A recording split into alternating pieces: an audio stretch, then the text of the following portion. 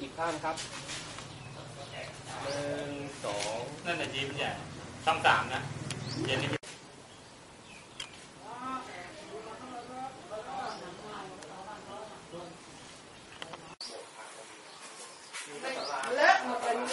ี่นี่ครับที่นี่ตรงป้าอยู่นี่ก็คือนี่ไปชนต้นไม้หักต้นไม้ใหญ่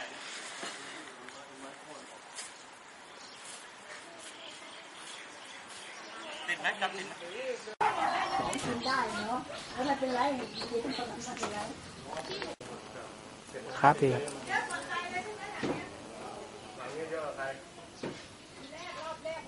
ครั้งที่แล้วก็มาทำให้ทิ้งนะตรงนี้เนาะครั้งที่แล้วไม่ฝั่งโน้นฝั่งเรา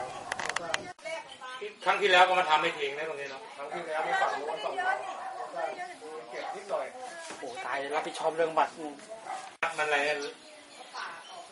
ถ่ายรู้หมดเลยใช่ไหมอย่างนี้ครับไม่แน่ใจเลยแต่ช่างยังครับช่างมาถ่ายแล้วจ๊อบมาถ่ายที่มาคนเดียวนะไปเขานัดตรงนี้ไงแล้วผมก็เลยยังไม่ได้ไปเพราะว่าถูกยุบลงเลยที่อยู่รถนี้ไม่มีอะไรเลยเนี่ยยกนี่จะไปขอที่แบตจะหมดมันอะไรถ่ายรู้หมดเลยใช่ไหมอย่างนี้ครับไม่แน่ใจเลยพี่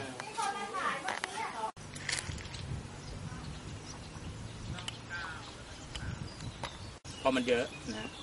ในส่วนเรื่องการชดเชยหรือว่าช่วยเหลือเบื้องต้นนะครับก็กำลังทำประเมินอยู่ช่างกำลังประมาณราคาอยู่ว่าได้รับความเสียหายมากน้อยเท่าไหร่แต่สูงสุดนะสำหรับการช่วยเหลือแต่ละหลังก็ไม่น่าจะเกิน30,000 บาทต่อหลังคาเรือนก็ต้องดูความเสียหายว่าพวกภาพสายยังไงเราต้อง